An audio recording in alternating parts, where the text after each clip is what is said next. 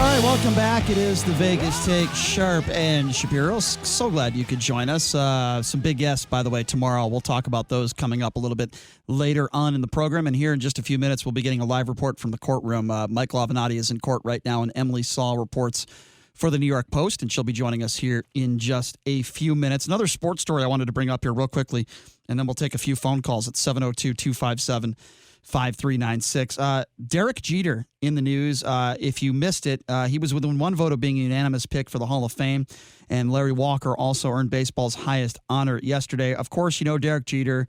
He appeared on 396 of 397 ballot cast by the Baseball Writers Association of America. I would love to know the one person who didn't vote him as a unanimous pick for a Hall of Famer. It must be a Red Sox fan or something. Completely and utterly ridiculous.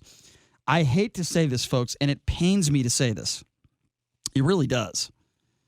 But I have to agree with O.J. Simpson. As you know, O.J. himself, hello, Twitter world, O.J. Simpson himself, the double murderer, does live here in Las Vegas, and he does make Twitter posts from time to time. Usually it's about fantasy football. By the way, bet against O.J. Simpson anytime you can because he's horrible at fantasy football. But anyway, he did a Twitter post yesterday in regards to Derek Jeter. Here's exactly what he said about not being a unanimous vote into the Baseball Hall of Fame. Here it is. Hey, Twitter world, yours truly. Well, I just finished playing golf. And you know what? I don't normally bet, and I love Patrick Mahomes. You guys saw me on Halloween. I was Mahomie. But I got to bet my 49ers, especially now if I can get 2 points. I'm taking the Niners. Just got off the golf course and heard something I couldn't believe. Who wouldn't vote for Derek Jeter for Baseball Hall of Fame? This man has been a credit to the game. He's been a credit to sports. He's had a hell of a career. I mean, seriously, take that guy's vote away from him. He should never be able to vote again. He's probably from Boston, but even Boston people appreciate good baseball. I'm just saying, get rid of that guy. Take care. I'm just saying. Hello, Twitter world. It's yours truly. I was on the golf course, and I heard something that I couldn't believe. What's that, OJ? That they found the real killer? Is that what it was? By the way, what is he doing these days besides playing golf and drinking wine at some local bars here in Vegas? Is he still trying to find the real killer of his ex-wife and of Ronald Goldman? I wonder if he's still doing that. Jeez, what a mystery that is, isn't it? Jeez, I wonder who committed that crime. Who did it? Gosh, it just hits me really every day. I wish we could find the real killer. Anyway, but I hate to say this, but OJ's 100% right.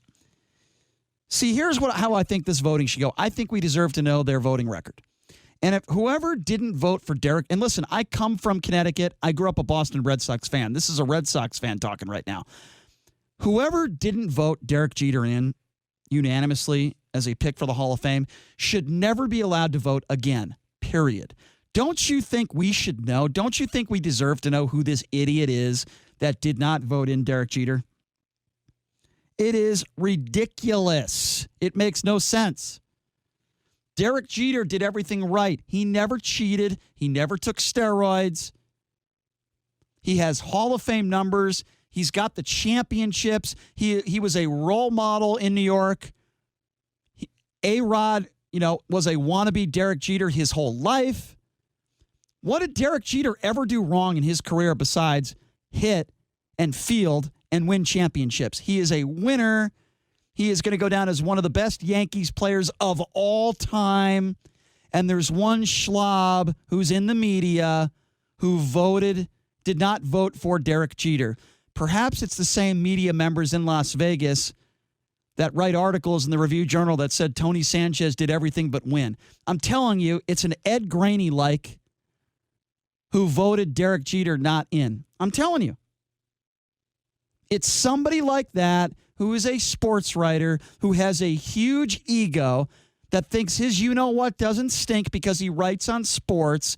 He's probably a Red Sox fan or an anti-Yankees fan, or maybe one time in his career, Derek Jeter snubbed him for maybe an autograph or an interview. So the guy decides not to vote Derek Jeter as a Hall of Famer. We need to find out who this idiot is. And he needs to be ostracized from the media and never be allowed to vote again. Period. That's it. Done.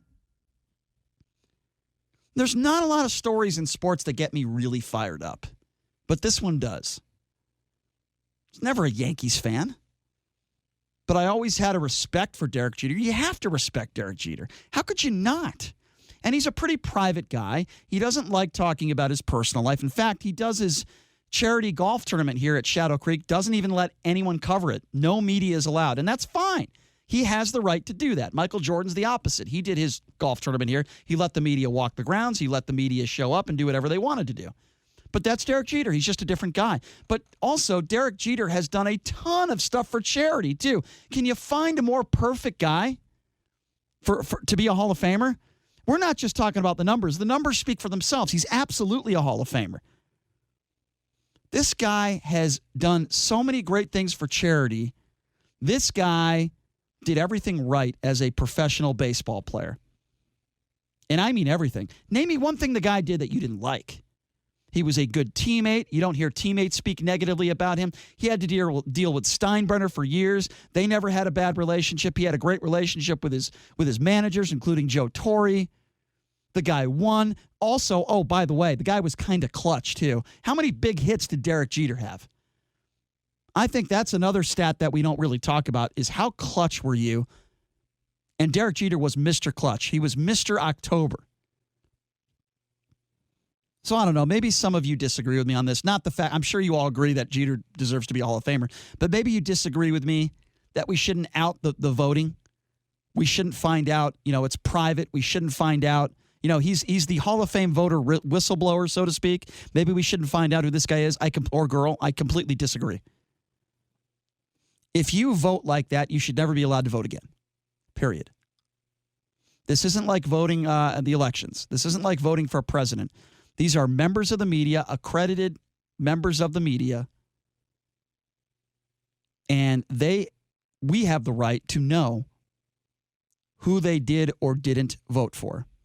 And they should have to answer to that. So this person who didn't vote Derek Jeter in should have to answer to people. He should have to write an article and defend it.